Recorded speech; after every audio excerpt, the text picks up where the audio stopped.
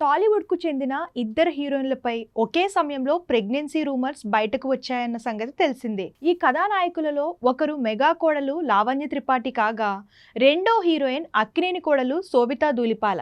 వీరిద్దరిపై ఒకేసారి ప్రెగ్నెన్సీ వార్తలు చక్కర్లు కొట్టాయి. లావణ్య త్రిపాఠి తాను ప్రెగ్నెంట్ అంటూ అభిమానులకు శుభవార్త అందించగా, తాజాగా శోభిత కూడా క్లారిటీ ఇచ్చారు. తన ప్రెగ్నెన్సీపై వస్తున్న పుకార్లను శోభితా ధూళిపాల ఖండించారు.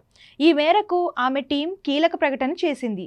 శోభిత ప్రస్తుతం వైవాహిక జీవితాన్ని ఆస్వాదిస్తున్నారని, మాతృత్వంపై ఇంకా ఎటువంటి నిర్ణయం తీసుకోలేదని శోభితా టీం తెలిపింది.